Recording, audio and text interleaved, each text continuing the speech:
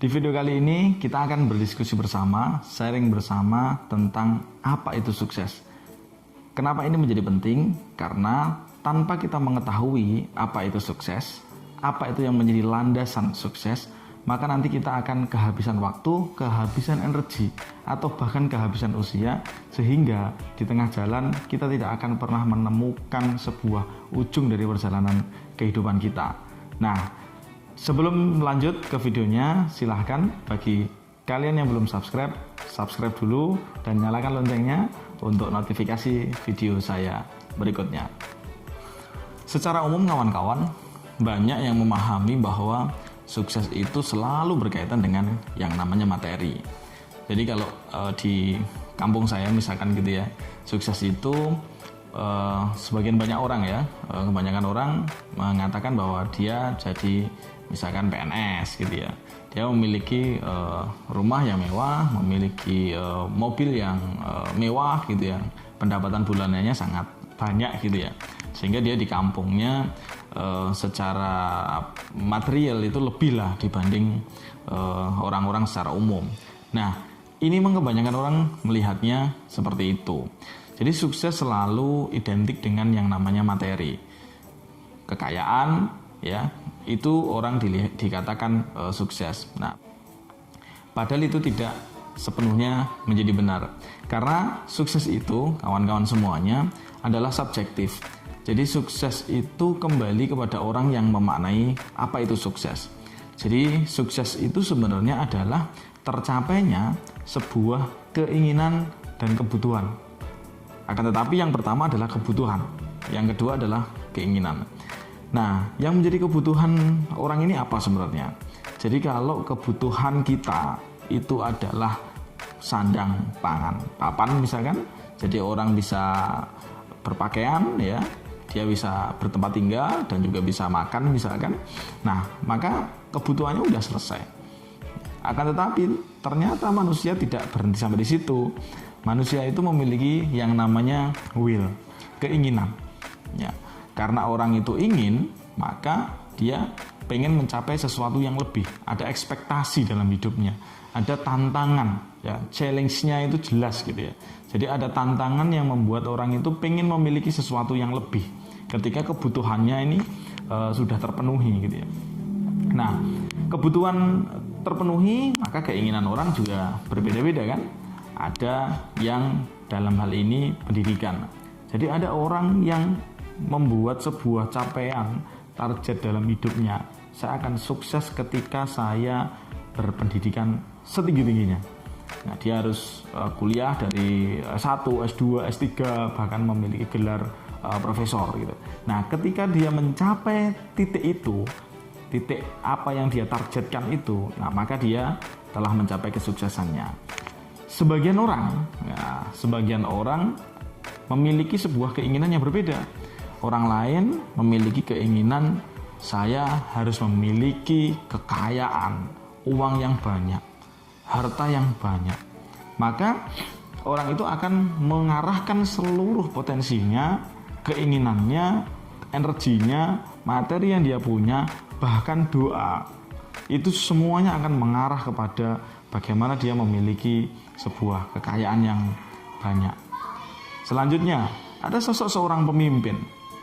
Ya, bagaimana dia benar-benar ingin menjadi pemimpin tersohor misalkan gitu ya. Nah, ketika dia tercapai apa yang dia inginkan, dia bisa mampu menjadi seorang menteri, presiden ya kan, atau pemimpin sebuah kelompok tertentu gitu ya, dan itu tercapai, maka keinginannya dia telah mencapai sebuah titik kesuksesan. Begitu pula soal kealiman. Nah, orang-orang yang alim, ketika dia mampu mencapai apa yang dia inginkan, maka dia juga mencapai kesuksesan. Jadi sukses itu relatif, sukses itu subjektif, sukses itu tergantung orang memahami apa itu sukses. Jadi mulai dari sekarang, kalian yang barangkali masih memiliki perspektif atau pandangan bahwa sukses itu selalu identik dengan materi, itu ya harapannya dengan melihat atau menonton video ini kalian bisa mendapatlah sedikit informasi yang bisa mencerahkan gitu ya. Maka mulai dari sekarang kawan-kawan, Coba cek kembali apa yang menjadi orientasi atau target dalam hidup kalian. Karena nanti ketika kita memiliki sebuah keinginan yang sangat kuat, maka kita akan mencapainya. Maka kita akan mampu mencapai apa yang kita inginkan itu dengan melalui prosesnya yang kita bisa menikmati benar prosesnya. Kita ambil contoh misalkan. Ada seorang pemuda yang dia di usia masih ya belasan tahun lah ya, 16, 18 gitu. Tapi penghasilannya dia sudah miliaran. Dan dia lanjut itu. Ilmu dia, kesempatan dia untuk mendapatkan kekayaan itu tadi, dia terus kembangkan. Maka apa yang terjadi? Ketika dia sudah dewasa, maka kekayaannya sudah sangat banyak sekali. Nah, energinya, pikirannya, materi, doa, harapan, semuanya akan diarahkan kepada capaian memperbanyak materi. Karena apa? Karena yang diinginkan adalah materi yang banyak itu tadi. Di puncaknya gitu ya, maka orang ini yang tadi misalkan kita kembali ke sampel pemuda ini tadi, dia memang suka berbagi. Karena nanti saya dengan memiliki banyak uang, saya memiliki kesempatan lebih banyak untuk berbagi. Nah, itu dia. Jadi keinginannya akhirnya mampu mencukupi kebutuhannya yang lain. Nah, kebutuhannya adalah dia berbagi tadi. Keinginannya dia ingin mencapai sebuah capaian tertentu, yaitu tentang banyaknya finansial. Bagi orang-orang yang berpendidikan tinggi misalkan gitu ya tadi, sampai misalkan dia memiliki gelar profesor misalkan gitu ya, dan dia mengarahkan sejak muda energi, pikiran, tenaga, ya, doa, materi yang dia miliki untuk mencapai apa yang dia inginkan.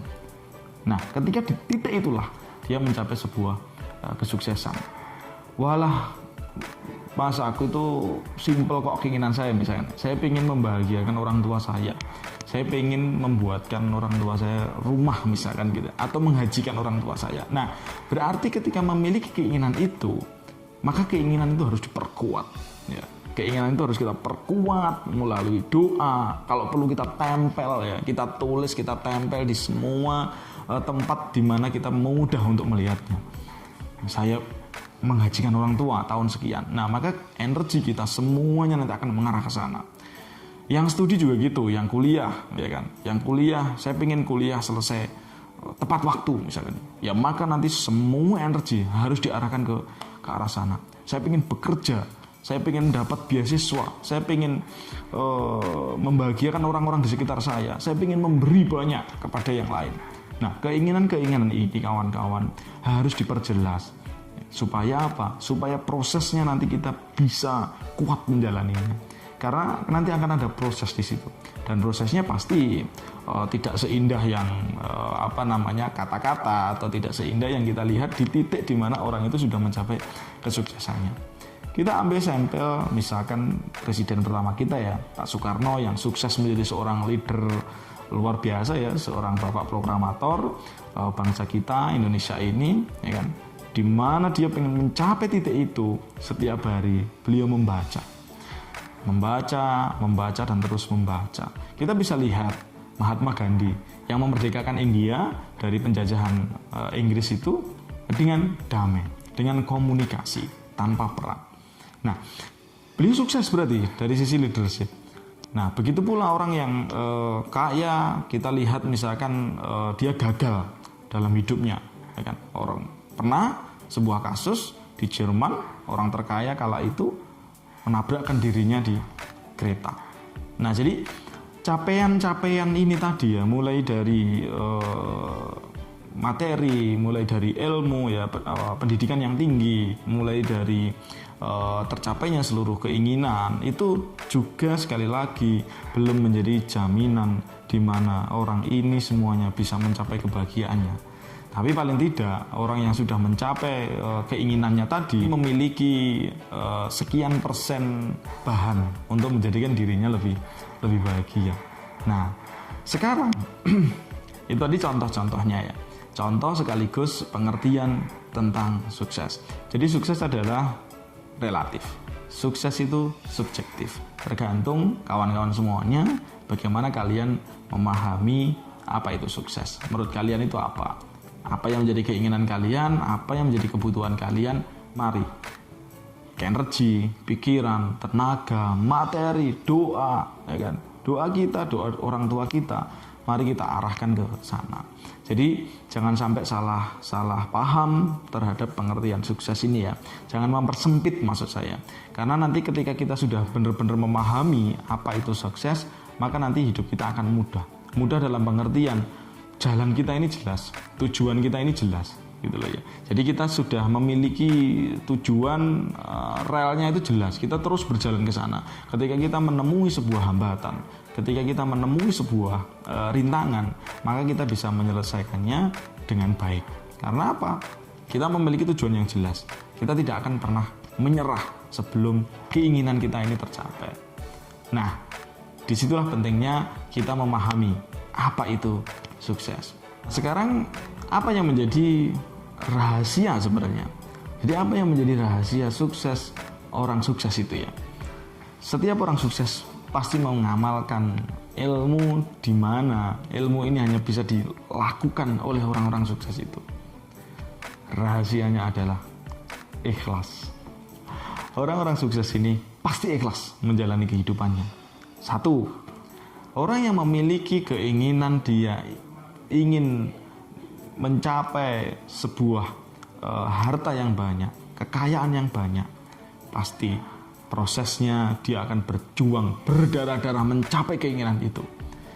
Jualan gagal, bisnis gagal, tapi dia terus bisa bangkit, dia terus bangkit.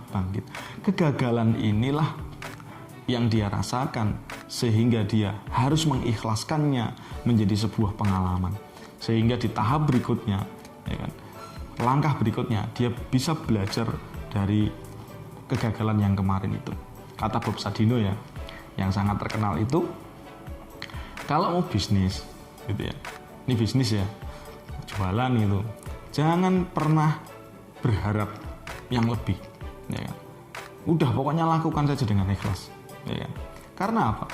Karena nanti kalau kita menaruh harapan, di balik itu ada kekecewaan. Maka ketika kita misalkan jualan gitu ya, bangkrut, gagal, ya sudah, ikhlaskan saja. Jadikan itu pengalaman. Besok kita akan terus memperbaikinya, melangkahnya lebih baik dan lebih baik. Begitu pula orang yang sekolah, ya kan, S1, S2, S3. Oke, kita bisa melihat, wah enak ya, masih muda, memiliki pendidikan yang tinggi, gitu, menyelesaikannya kuliah sampai S3. Iya, melihatnya memang begitu. Tapi ingat, proses di dalamnya, bagaimana dia harus membagi waktu dengan keluarganya, membagi waktu dengan keinginannya yang lain, ya kan? Hobinya misalkan, bagaimana dia harus membaca, bagaimana dia harus mereview. Belum lagi dalam perjalanan misalkan dia kecelakaan gitu ya. Pengalaman saya sendiri, kecelakaan itu 3 kali ya, tertabrak mobil kala itu, dan jatuh, ada yang jatuh dan tertabrak mobil gitu ya. Nah, itu proses gitu ya. Tapi karena kita menanamkan dalam diri kita bahwa proses ini adalah harus kita jalani dengan sebaik mungkin, maka ikhlas, kita harus ikhlaskan. Udah, ini pasti ada hikmahnya gitu ya. Nah, begitu pula orang yang ingin mencapai puncak kesuksesan sebagai seorang pemimpin. Nah, pemimpin yang tinggi, pemimpin yang besar, pemimpin yang berhasil, itu pasti melalui liku-liku kehidupan yang luar biasa. Tapi ingat, karena dirinya sudah jadi, ya kan, dalam konsep intrapersonal leadership, urusan dengan dirinya sendiri itu sudah selesai, ya kan. Jadi dia sudah tidak punya masalah dengan dirinya, sehingga dia bisa mempengaruhi atau menginspirasi orang lain. Nah, jadi tidak mungkin seorang pemimpin dengan dirinya sendiri dia belum selesai gitu ya. Karena dia harus, namanya pemimpin itu ya memikirkan orang lain, memikirkan rakyatnya, memikirkan umatnya. Nah, itulah kenapa kita harus sukses. Kenapa kita harus ikhlas. Kenapa kita harus terus berjuang. Supaya kawan-kawan semuanya, kehidupan kita ini benar-benar menjadi indah.